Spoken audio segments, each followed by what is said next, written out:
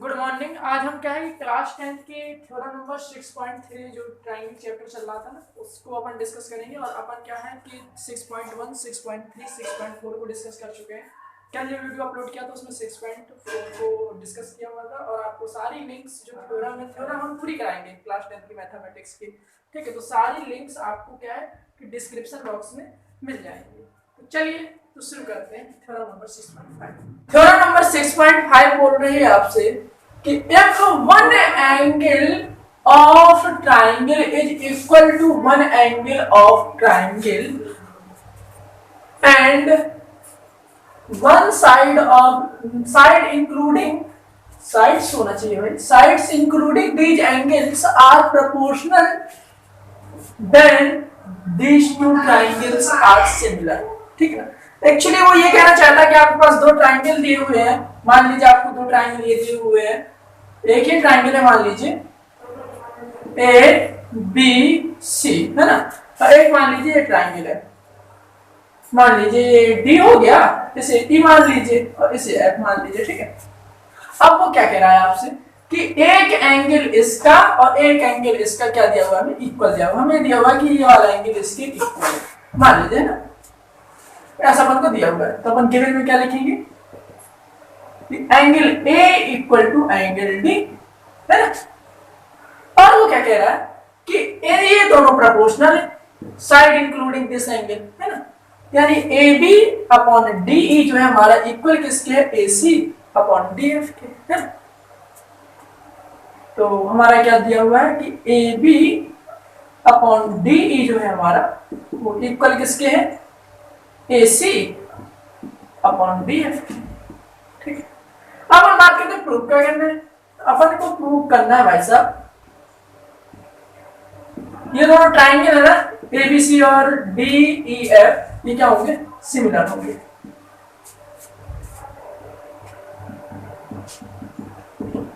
ठीक, चलिए ध्यान देते हैं अपन। ठीक, अपन क्या करेंगे कि यहाँ पे एक लाइन ऐसी ड्रॉ करेंगे, मान लीजिए पी के अपन ने कंस्ट्रक्शन से एक ऐसी लाइन ड्रॉ की सच दैट कि डीपी जो है हमारा वो इक्वल किसके है, एबी के, और जो हमारा डीक्यू है वो इक्वल है एसी के। ठीक, याद रखेंगे कंस्ट्रक्शन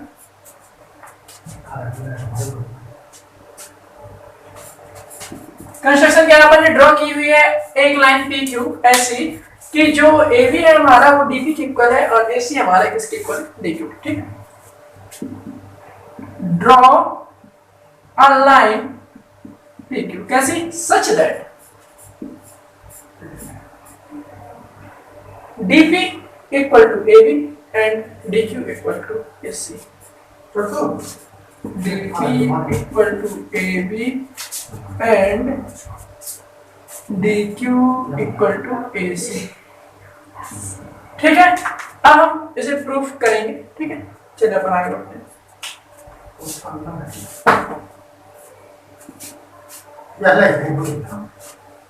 इसे प्रूफ करते हैं तो स्टार्ट करते हैं इसे, ट्राइंगल एबीसी और ट्राइंगल डीक्यू से, है ना। In triangle ABC and triangle DQ, तो एंगल ए हमारा जो है एंगल डी के इक्वल है, एबी जो हमारा है वो डीबी के इक्वल है, और एसी जो हमारा है वो किसके इक्वल है, डीक्यू के इक्वल है ना। आप देख पा रहे हैं। तो क्या होगा हमारा angle A equal to angle D, ये तो हमारे को दिया हुआ है पहले से, है ना। जो हमारी ए बी लाइन है वो किसकी इक्वल है, डीबी के इक्वल कंस्ट्रक्शन से। जो हमारी ए सी लाइन है वो डी क्यू के इक्वल है, ये किससे, कंस्ट्रक्शन से। ठीक है, क्लियर हुआ इतना।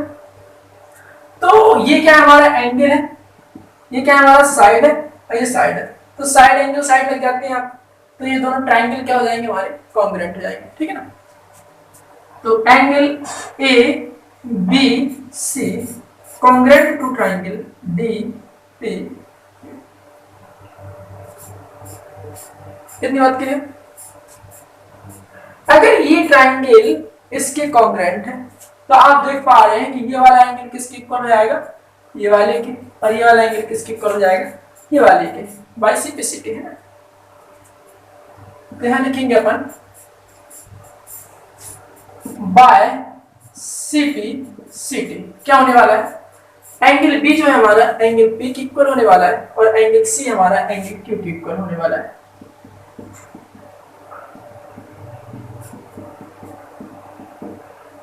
क्लियर है कितना क्लियर। चलिए अब हम बात करते हैं कि अपन को क्या दिया हुआ था, वहां से स्टार्ट करते हैं। बस यहाँ पे पर रुक जाते थोड़ा सा। अपन को दिया हुआ है ये AB upon DE equal to AC upon DF, ठीक है क्लियर। हम जानते हैं कि AB जो है हमारा किसके इक्वल, DP के बाय कंस्ट्रक्शन है ना। यहाँ पे लिखेंगे DP upon DE equal to AC किसके इक्वल है, DQ अपॉन DF।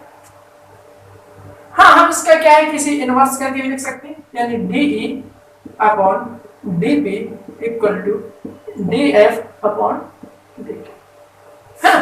हम चाहें तो इनमें दोनों साइड एक को क्या कर सकते हैं, सब्सट्रैक्ट कर देंगे, तो DE upon DP minus 1 DF upon DQ minus 1।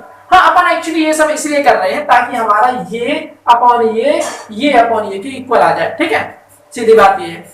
अगर ये ऐसा हो जाएगा तो 6.2 थ्योरम लग जाएगी और ये हमारे इसकी पैरेलल हो जाएगा, और ये पैरेलल हो जाएगा तो ये दोनों एंगल इक्वल हो जाएंगे, और ये एंगल क्या है इसके इक्वल हो चुका है, और ये एंगल इसके इक्वल हो जाएगा बाई करस्पॉन्डिंग एंगल, तो ये दोनों आपस में इक्वल हो जाएंगे, ठीक है ना। वही अपन कर रहे हैं। अपन यहाँ पे DP ले लेंगे एलसीएम, क्या आ जाएगा DP, यहाँ क्या आ जाएगा DQ है ना। जब DP घटेगा DE से DP की कहानी खत्म, तो क्या बचा हमारा PE, और DF से DQ की कहानी खत्म, तो क्या बचा हमारा QF है ना।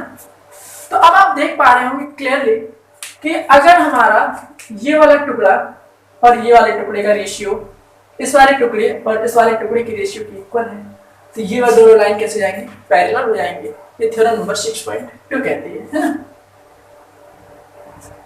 तो बाय थ्योरम 6.2 यहाँ पे आप स्टेटमेंट लिखेंगे 6.2 का, ठीक क्लियर।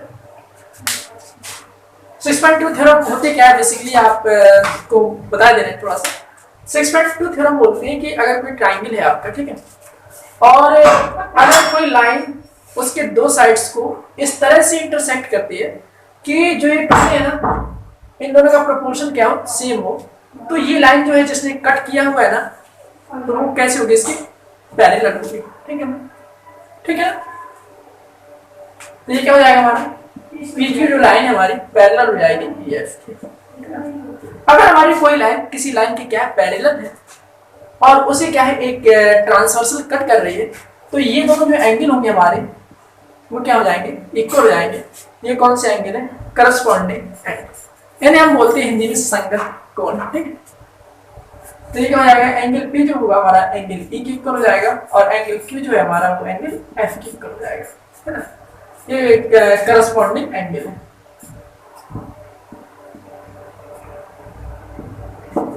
ठीक है क्लियर। अब हम बात करते हैं आगे से। अब हम यहाँ पे देख पा रहे हैं कि जो एंगल B था वो एंगल P के इक्वल था, और एंगल C था जो वो एंगल Q के इक्वल था, है ना क्लियर ना। और यहाँ अपन क्या है कि एंगल P जो है हमारा वो एंगल E के इक्वल है, और एंगल Q जो है हमारा एंगल F के इक्वल है। जरा आप गौर फरमाइएगा कि क्या है कि जो एंगल B है ना हमारा वो एंगल P के इक्वल है, और ये P जो है आपका वो E के इक्वल है, समझ रहे हैं बात। और एंगल जो C है हमारा वो Q के इक्वल है, जो हमारा Q है ना वो किसके इक्वल है, F के इक्वल है। तो हम क्या कह सकते हैं इन्हें देखते हुए कि एंगल जो हमारा B है ना वो एंगल P के इक्वल है, और एंगल P हमारा एंगल E के इक्वल है। और जो हमारा एंगल Q है ना वो एंगल F के इक्वल है, और एंगल F जो है ना हमारा वो इक्वल किसके है, एंगल C के, है ना। अब अपन को जो जो चाहिए वो निकाल लेंगे, क्योंकि हमको क्या है कि A इक्वल टू 0 पहले से दिया हुआ था, है ना। तो ए इक्वल टू डी अपने पास पहले से था, है ना। एंगल बी इक्वल टू आ गया अपने पास क्या, ई, और एंगल सी इक्वल टू आ गया अपने पास क्या, एफ। इतना क्लियर हो? अगर दो ट्राइंगल दिए हुए हैं और उनके जो क्या है एंगल आपके जो आपस में क्या है इक्वल है, तो हम क्या कह देते हैं कि वो दोनों जो ट्राइंगल है कैसे सिमिलर है ना। तो इसका मतलब यही होता है कि triangle A B C similar to triangle B A. Clear? अगर किसी एक ट्राइंगल के तीनों एंगल किसी दूसरे ट्राइंगल के तीनों एंगल के इक्वल हो रहे हो, तो वो दोनों ट्राइंगल कैसे जाते हैं, सिमिलर हो जाते हैं। ठीक, क्लियर? हम अगले डिस्कशन में क्या है कि एक्सरसाइज के क्वेश्चन कर सकते हैं। ठीक है, तो जब तक के लिए बाय बाय। और अगर वीडियो पसंद आया हो तो आप हमारे चैनल को सब्सक्राइब अवश्य करें और वीडियो को लाइक जरूर करें। ठीक है, कमेंट करना ना भूलें। Bye bye.